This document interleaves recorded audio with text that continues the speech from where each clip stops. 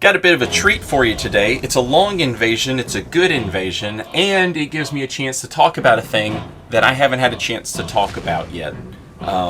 In regards to invasions, period, not just Elden Ring, but this applied also to Dark Souls 3, and, Bloodborne a little bit. So, you invade someone. Odds are that they have a friend with them. That's how you invade people. They have summoned someone.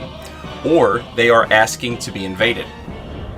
If you're standing around as a solo host and you get invaded, and your invader sees, you're like, oh, I'm just a little guy, I'm just a solo guy, and the invader is using all of the worst, cheesiest, grossest tactics against you still, despite the fact that you're just a little guy, it's because the invader has dealt with this before, where he gets close to beating a little guy, and then the little guy's friend jumps out. His big brother jumps out from behind a bush and just kills him with, one hit. So invaders aren't going to take a chance on you really being, just a little guy. It's not something that they're going to, they're just going to assume that either you have blues on the way, as a blue spawns into this invasion here, or, you have a friend in a bush somewhere. So, yeah, that has nothing to do with this invasion, but it is something that I want to point out. And what I wanted to talk about in this invasion is the thing that even I am sort of guilty of. You'll invade, and you'll be fighting 3 or 4 guys. You'll beat them, and then the host runs away. Now, most people, this is a thing that balances itself out, but I think most people don't see it. It's right there in front of them, and they just don't get it. So sometimes you'll see people online complain. They're like, yeah, this guy invaded us, and he just hides behind the monsters. Like, bro, you invaded us. Come fight. Okay? It would be stupid, right? Do you understand? How stupid would the invader have to be to actually go and just fight 2 or 3 guys in a small room, and the 2 guys also can't hit each other? How dumb would the invader be? Really dumb. And people will say, yeah, but you invaded me. Yes. That's the way the game works. That doesn't mean I'm going to instantly become an idiot. I'm not going to just, walk into a blender. Right? Okay, now, I know if you are listening to this and you're not the type of person who invades, but you do get invaded and you get, frustrated with it, you've heard that and you're like, wow, this guy's a jerk. But hang on, because, and this is the part that balances it out, that I don't think people pay attention to. I've seen invaders. I do invasion streams on Twitch, and I watch other invaders on Twitch. And any time that a host has his friends defeated, and he starts running, the invader and all of the people in the invader's chat room are like, "Yeah, here he goes running, of course." And I would just like to point out that, yeah, of course he went running. He's by himself now in a hostile environment. Yes, of course he ran. And of course he's looking to resummon his buddy, or anybody. Of course he's waiting for a resummon to pop up. Why wouldn't he? You are not ashamed to drag them out into this hostile environment, where they don't have at least the full-blown advantage of 2 versus 1 with no friendly fire. You make them come out of that little room before you fight them. He's not going to then stand there in the hostile environment. He's not stupid, right? He would be stupid, right? Well, I killed all your friends. You should stand there and let me beat you.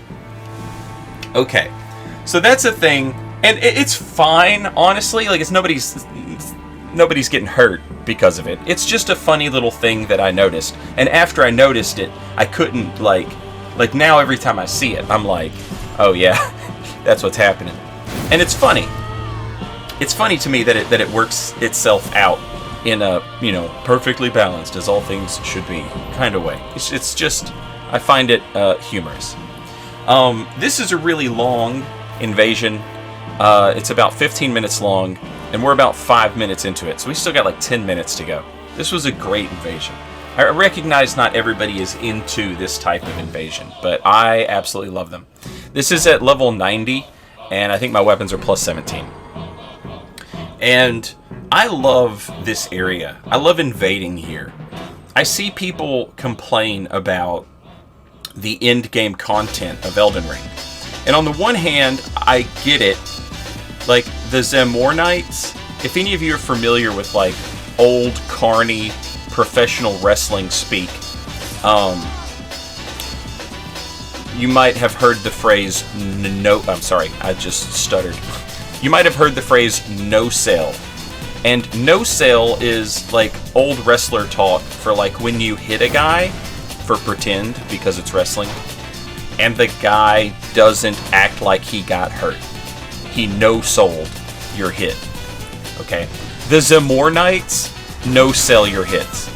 The Fire Prelate, whatever, right after the Zamornites in the Mountaintops of Giants, they no-sell your hits. It's, I just had a long conversation about this, and it was just something that, like, in that aspect, I totally understand people having, like, the end game fatigue in Elden Ring. But also, one thing that I see is people say the scaling, the end game scaling is bad. And now, when I see that complaint, I immediately recognize a person who did not level up bigger. There's some, end game stuff that I totally get having gripes about, but the end game scaling is not one of them. Like, you can have 60 or 70 vigor and still be pumping out like 1200 damage a second in this game. Like, the end game scaling is not a problem at all. I just assume that those people don't have HP. Everyone in this invasion has a good amount of HP, and this area right here is just like, I could never be mad at end game Elden Ring just for this area. It's such a beautiful area. I love it. I've talked about this before, but also it's so much fun to invade. It has everything. It's got ledges and I forget what those things are called. The little bridge things that we're looking at right there, right above the Cleanrot Knight. I forget what those are called. I can't think right now. It doesn't matter. But they have those things you can play around on.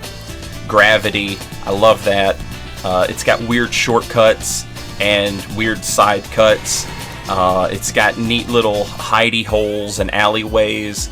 Everything about this level is just great. I love it so much, and it's so much fun for invasions. Especially invasions like this, where the people are like actively trying to like push through the level. I don't even know if my opponent knows that I think he's doing a great job, but I think he's doing a great job. And now some people would be mad because I beat his blue, another blue died, I beat his phantom, I beat another blue, and now he's running back and he's resummoning. Some people would be mad at that, and I get that. Now, if you want to win, there's nothing stopping you right here from equipping a halberd and just running poking at this dude. Nothing stopping you from having like the try-hard build to finish this guy off. But I don't want to do that, because to me, like, this is not just content for YouTube or whatever. This is what I want. This is how I want to play the game. I love this. Because I'm not gonna... They've won a lot of ground in this level, but they haven't made it to the next grace. So they haven't beat that yet. And my entire, existence here, not of my own accord, I'm just here looking for a fight. But to the game, I'm here to stop them from making this progress as easily. Because they've opted to co-op. The game has said, well, it needs to be a little more difficult, and this is what we get, and it's fun, and I love it. So I'm not mad that this dude ran back and resummoned. I'm gonna make him earn back that ground that he covered originally, and if there was like an enemy or something that he left alive, I'm gonna make him come back and get it. Again, I'm not just gonna run 2 versus 1 into that small room. But I am, of course, considering, and this is one of the things that I really like about the Legacy Dungeon Invasions, is these guys aren't getting free Estus back for just killing some monsters. If they want, their flasks back, they have to kill the scarabs, and there's only 2, I think, in the entire level.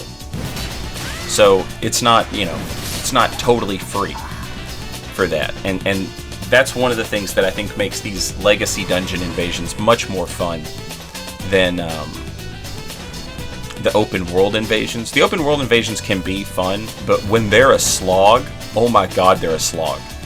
Legacy Dungeons, Catacombs, Mines, Heroes' Graves, those don't really have the same problem. So this guy's using the cannon. I know he's going to be stuck in that animation. I love the cannon, but because I love the cannon, I'm aware of what its weakness is, and its weakness is that reload animation. I'm thinking here, the host has got a rune arc, so he's going to do a lot of damage or have a ton of health, one or the other. But he's running back into the level, and so I'm just kind of curious. I've got plenty of Estus after that AFK Blue got beat. I'm sorry, I keep saying Estus. I'm sorry, Flask. So now I'm kind of thinking, I've got plenty of flasks. I can test this out a little bit and just go 2 versus 1 for a second. And I've got this Clean Rot Knight who can, take some of the pressure off of me just a little bit. And I'm kind of feeling out what's happening here. Like, how much damage do they do? How many flasks do they have left? It's things like that. It's more fun than just, standing there waiting for them to get the cojones to press on into a level that they've already pretty much taken care of. But that, I love, the things that break the stalemate. So like a blue spawned in, and the blue was AFK and sort of broke this stalemate right here. The blue happened to be AFK, so it broke the stalemate in my favor, as opposed to breaking it in their favor. But whatever, we got like a result out of it. Something new happened and it changed what was happening, because we were just kind of stuck in this stalemate here. Now that I can see this guy, he does good damage, but he's not killing me in one hit, and then, the Phantom has no health, so it's like, okay, cool, we made the right call here. Just coming in, and this is a thing that I've talked about before. This guy is using Rivers of Blood and the tier, the silver tier mask. And these are things that indicate a player who has some understanding of what they're doing. And I think sometimes as invaders, you'll see a person who is wearing something that indicates they know what they're doing, and so you immediately assume that they're like a top tier player, when in fact they're just a regular person who looked up a guide. They don't understand everything, but they understand enough to know that stats and items are important. In a game like this, that's really all you need to be pretty good at the game. And, that's the invasion, that's the video. I hope you liked it, and maybe, hopefully, made you think a little about other perspectives and things like that. Thanks for watching. I'll see you next time. Until then, later, y'all.